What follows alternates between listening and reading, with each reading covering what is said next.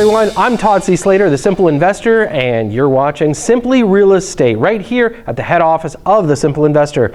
This week I'm going to be introducing, well, not really introducing, but talking about something that I actually did this week with my team. What we did was we went to the Power of Success, a bunch of motivational speakers. First thing in the morning, everybody had to get up real early, pile into the car, and by the way, by the time we got there, first thing, there was over 5,000 people already there, and it ended up with 10,000 people.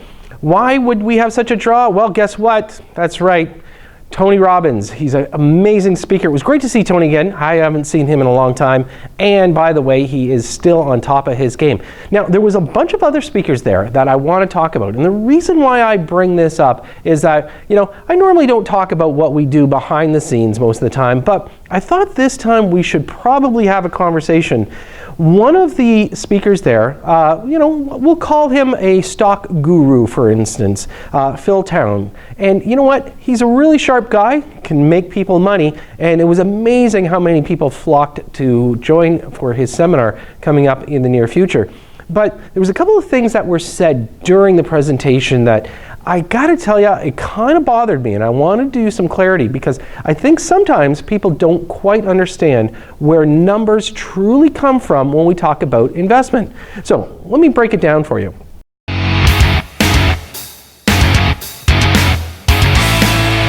Phil mentioned that in 1965, if you had $50,000, and he was assuming that you would just buy your own residential home here in Toronto, then at the end of the day, today, maybe the property's worth about $1 million.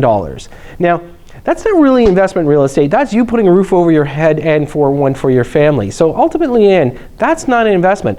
But he did want to draw a comparison that in 1965, if you had followed his way of doing things, you'd be worth millions of dollars. Well, this is where I'm going to throw a flag on the play because, quite frankly, we are real estate investors, not just people that are putting a roof over your family's head. So let's talk about in 1965, if you actually had invested in real estate.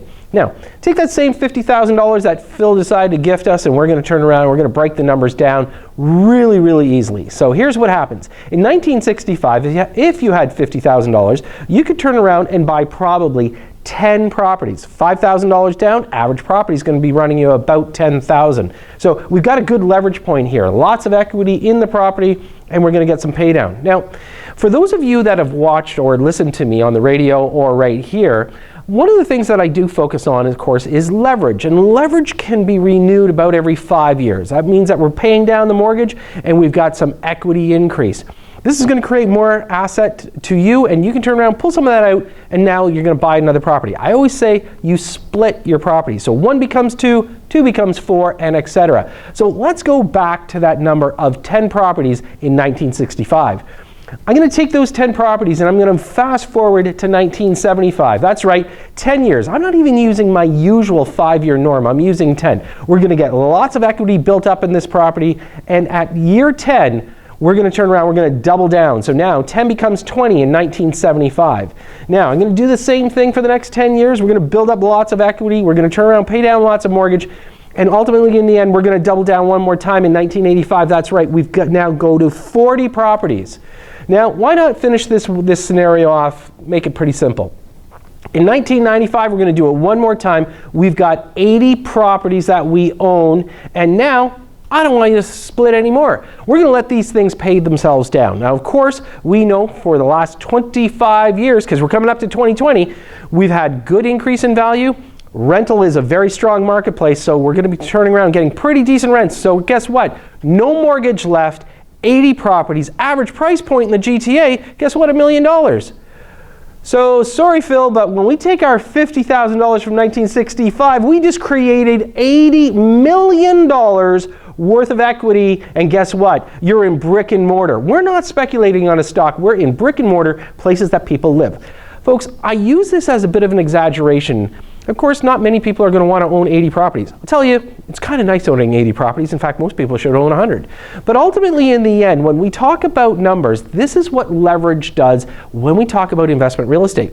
Now, with that $50,000, you were not leveraging, you were buying stock.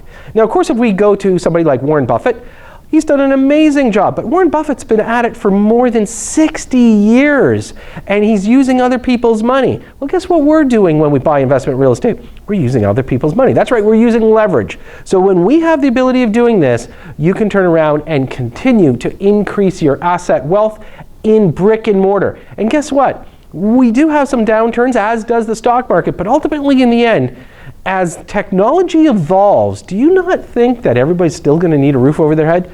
That's my thought anyways. And I think it's really important that everybody knows that as time goes on, the longer you hold investment real estate, the better it is.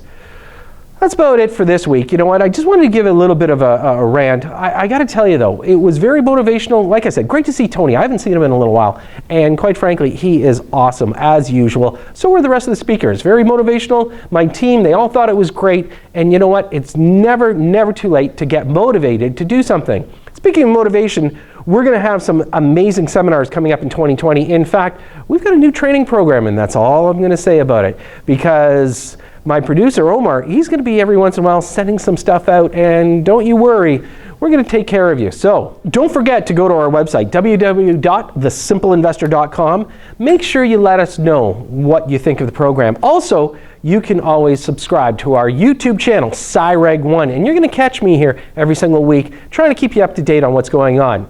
I'm your host, Todd C. Slater. You've been watching Simply Real Estate right here.